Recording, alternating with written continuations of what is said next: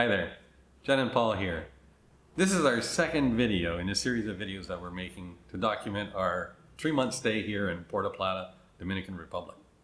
In our last video, we told you we'd take you on a tour of the condo as well as the surrounding area. We're going to take you up to Jumbo as well to do some grocery shopping. Yeah, I know a number of you have been anxious to see the condo and the area around the condo, so let's not waste time and let's get going. Yeah. So here we are outside of our condo complex, Residencia Arenas. We got a ride down from the airport you saw in the previous video, and let's go inside and take a look around.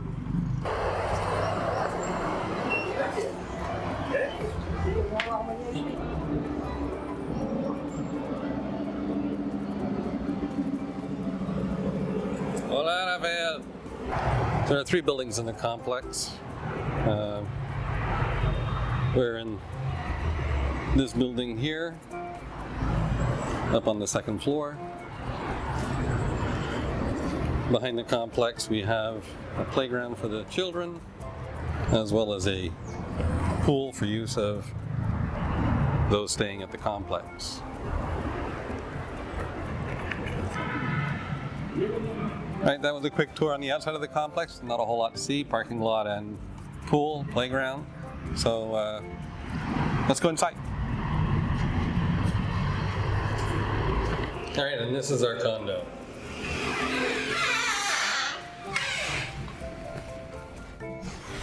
Welcome to our home away from home for the next 3 months. This is the living room. Comes with a coffee table, comfortable sofa, and a large screen TV. Roku television with streaming. It has a sound bar and a subwoofer. There is also a large patio where we can sit out and enjoy a coffee or a late afternoon drink. We sit out there in the afternoons after the sun's gone down behind the building over there because it's too hot otherwise. And when we first got here, none of the patio doors locked, which didn't make me feel too comfy. But we spoke to the host and he had them fixed right away. Over here we have the dining room table. And Paul's workstation. We have a water cooler that we managed to negotiate from the host. He delivered that a couple days after we got here. And then over here we have a fully equipped kitchen. It has a toaster oven, gas stove, gas oven, microwave, double sink, and the refrigerator freezer. My one and only big issue here is the cupboards and the microwave. I mean, like, who do you think you are, giants or something? Can't reach it. So I'm always asking Paul, please, can you come get this for me? And with a smile, I say yes. A couple of shortcomings with the kitchen. The knife set that was provided did not really have any sharp edges for cutting anything, so we ended up having to buy our own chef's knife and paring knife, as well as a vegetable peeler. But other than that, the kitchen is fairly well equipped. We also have the requisite mini bar with our rum, amaretto, and wine. The rum cost us approximately $13 Canadian. The amaretto ran about $14 Canadian, and the wine, we get it on sale, as you can see, 3 for 2. When you factor in the discount, the wine was about $9 Canadian, which is a decent price for some pretty decent wine. We do have a phone that allows us to ring down the security gate to open it if visitors do come and the security guard is not there to open the gate. We have a first bedroom. This bedroom here is equipped with a queen bed and one window, a large armoire for storing the clothes. There's also a AC unit Each of the bedrooms comes equipped with an AC unit, as well as a JBL Bluetooth speaker in the light. Each of the bedrooms has that, so each bedroom can listen to their own music if they do decide to do so. We do have also a common bathroom area with a shower, commode, sink. Each of the showers in the condo has a window for ventilation, since there are no fans. And then a second bedroom over here, which is a corner bedroom equipped with a queen bed, 2 night tables. And because it's a quarter bedroom, it actually has 2 windows.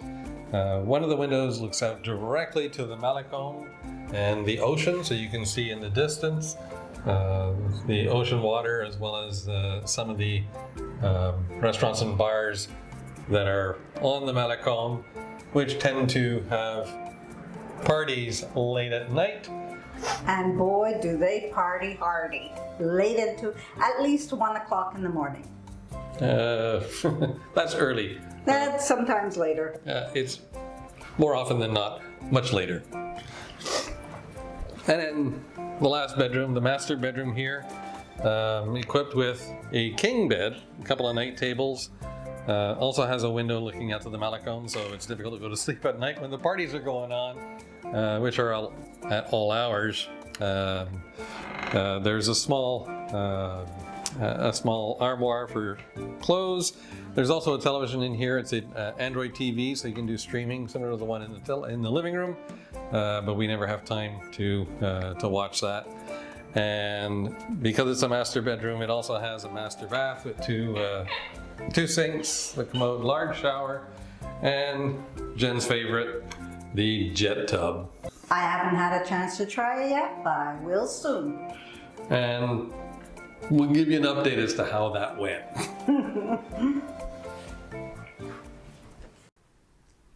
So, what did you think of the condo?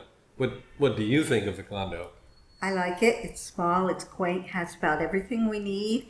Yeah, no major complaints. But the only downside that there is that there's no central air conditioning.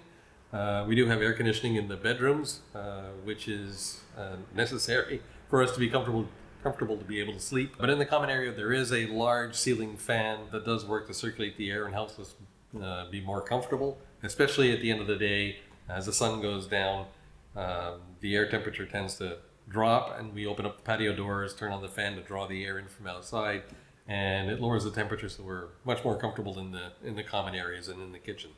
And one thing I've found here is that back home we have composting, we have recycling, and we have garbage. Here there is no compost, there is no recycle, and there is only garbage. So every time I throw something in the garbage, I'm feeling guilty. We need to get used to that. The additional point is that when we go shopping, they're still big on using the single-use plastic bags. So we're accumulating those. We have a large stash of them in the cupboard. Every time we go shopping, we come back with 5, 6, 7, especially when they double bag some of the stuff and we have more heavy items. They make great garbage bags. Yeah. One additional point, we don't have any screens on any of the windows. So there's no screens on the patio doors or the windows in the bathroom. But despite that fact, we're not bothered by flies, mosquitoes, and whatnot. It's really interesting that despite the fact that we're here, there's a lot of foliage around the apartment or around the condo complex. We're next to the water. We have a lot of foliage along the Malecon by the beach. And rainy season just finished. We just had rainy season, especially just before Christmas.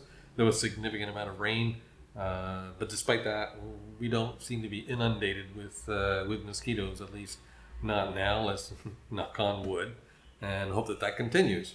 Well, like we said before, our host is great. He's very responsive. He takes care of everything right away. We don't have any complaints with him. Yeah, one of the things that I noticed when we first got here was that the light in the kitchen was quite dull, quite dim. Really dim. It was very difficult to see anything in the kitchen, so hard to cook and prepare meals. I let the host know, and the next day he sent somebody over and they changed that light, as well as replaced some of the lights in the bathrooms to provide more light because they were also a little bit dim. Repaired one of the outlets that I said that was not working properly in the kitchen, and very responsive, and have nothing but good things to say about him. We're only about 5 minutes from the beach, so as you heard earlier, the parties are going on quite late, but it's easy to get to the beach. Yeah, one of the things that our first night here, we were back. We got here on the 5th of January. The 6th of January was a holiday here, Epiphany. And so since most people weren't working on the 6th, on the Monday, it was a Sunday night, and the parties went on the Malecon until 3 in the morning, and they were quite loud. And we weren't expecting that. We didn't think. We're used to the quiet because we're from the country. So anyways, during the week it's not so bad, but there's still some partying that goes on.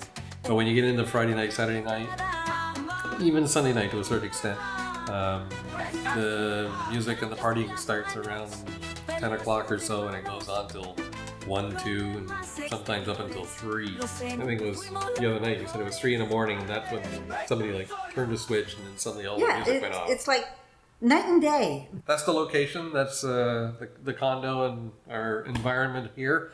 I guess one of the next things that we're going to do is we'll take you guys for a walk up the street in front of the condo complex, and take you down to the Malecon and up to Jumbo for grocery shopping. Yeah, we're really near the grocery stores. We've got Jumbo, we've got La Sirena, we've got Jose Luis. Excellent places, and they're not far from here. We walk to all of them. Yeah, a little bit of exercise. 15-minute walk to Jumbo, and about 30-35 minutes to La Sirena and Jose Luis. But naturally, we'll grab a cab or an Uber to come back. Yeah, too many bags to carry. Yeah, especially in the heat. So, let's take you outside. Now we're going to take you down to the Malecon. It's just a short walk down the street. Come along.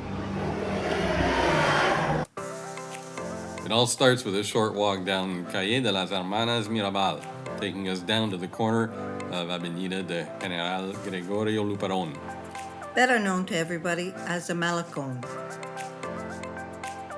The beach and the Malecon are quite popular with the locals, expats, and tourists alike. As you can see by the large number of motorcycles parked here this morning. Okay, this is the Malecon. It stretches quite a ways down the beach. It runs along the beach, so it's a nice view. Yeah, it runs about 3 kilometers all the way from Long Beach, all the way out to the Fort San Felipe, which is on the point in the historic El Centro. And that's my goal before we leave here, to be able to walk down to the fort. The beach can be a bit rustic in places, but there are a large number of trees that provide shade while still having a view of the beach. Even the dogs know better than to lay in the sun. Don't you, Poochies?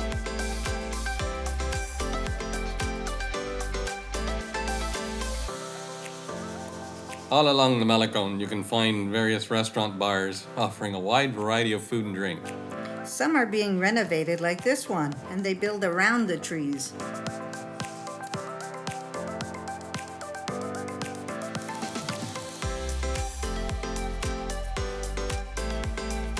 Right now, being early Sunday morning, there aren't a lot of customers in the restaurants.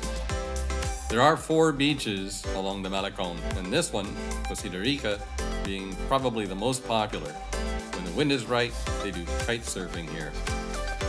The other beaches are Long Beach at one end of the Malecon and Acapulco.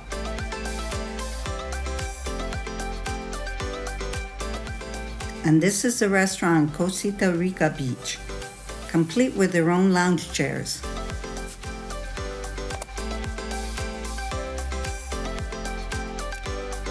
This is likely the most famous restaurant on the Malecon with tourists and expats.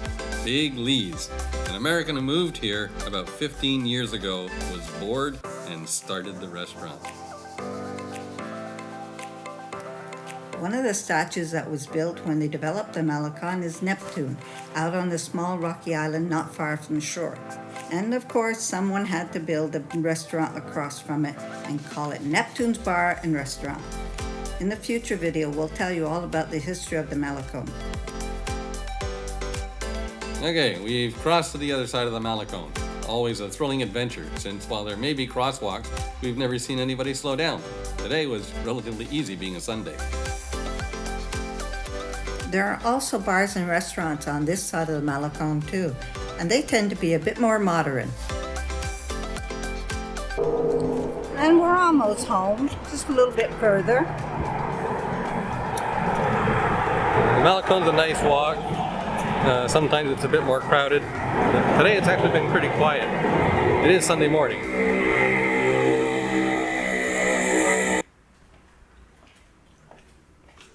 Well, it's time to go out and get some groceries. And don't forget the keys. Yeah, I only have a few things on my grocery list, but more often than not, we buy too much and we end up taking an Uber home. Well, let's go see what the roads are like.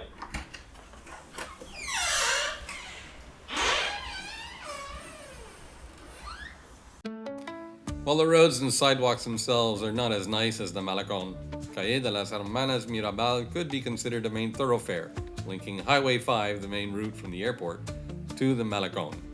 It has a central median with palm trees and fairly bright street lights at night.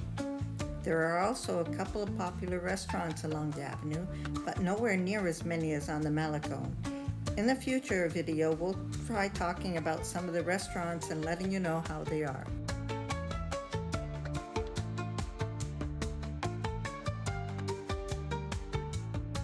The traffic circle at the intersection of Highway 5, Calle Las Hermanas Mirabal, and Calle Luis y Nebra has its own set of rules, which is essentially anything goes.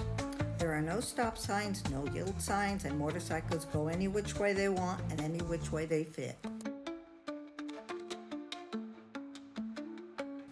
If you thought crossing the Malecone was an adventure, try crossing here to get to Jumbo.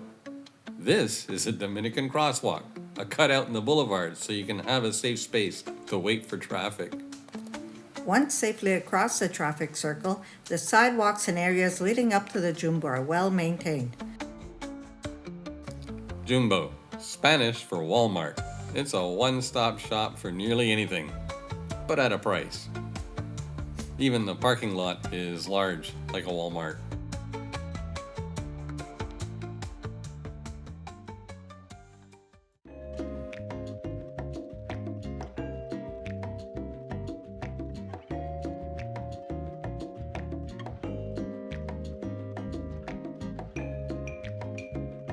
There are a lot of hard goods like Walmart, even electronics and appliances, but none of the stuff that we're here for.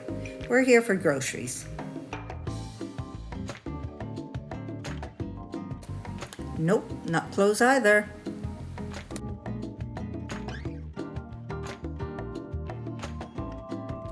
The variety of fruits and vegetables looks impressive.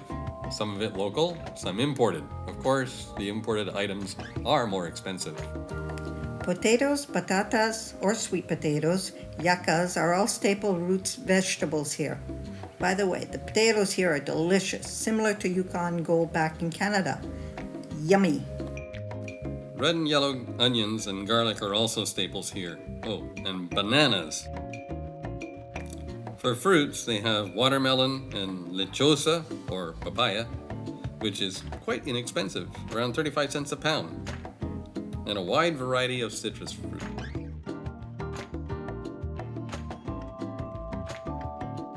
The bakery has a variety of mass-produced breads, but also locally produced breads. A bag of pan de agua is only 50 pesos, just over $1 Canadian. They have a fairly good assortment of dairy and deli products. The one thing we did find was that cream and butter are very expensive here. But eggs are cheap. More on that later. They have a large selection of cereals, much of it imported, but there are local versions as well, which are way less expensive. One area of the store that attracts a lot of tourists and expats is the liquor section. For those of you from Quebec who are used to seeing a selection of wines at the grocery store, this is nothing like that. Wine, beer, hard liquor, enough to rival our local SAQ liquor stores. all in one stop. However, unlike Canada, they do not sell 12 packs or 2 4s.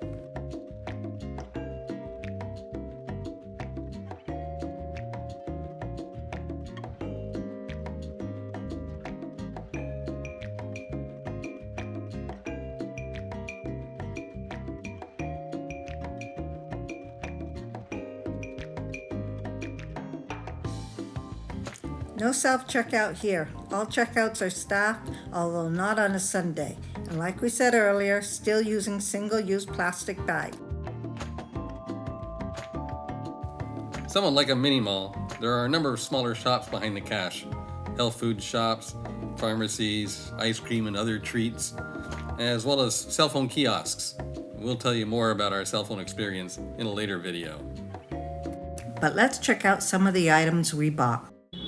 All right, now that we're back from grocery shopping, we'll take a look at some of the things that we bought at the grocery store in terms of vegetables. The pricing of the vegetables around here is generally cheaper than what we get back home, although there are some items that would be more expensive, but there are others that are significantly cheaper.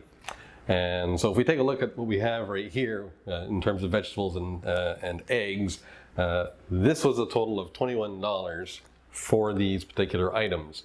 The eggs, believe it or not, it's a carton of 30 is under $5. The cauliflower is $1.90. Green beans, a bag of green beans is a small bag for 95 cents. The romaine hearts, big bag of romaine hearts for $4. Broccoli for $1.90. Cucumber for 33 cents.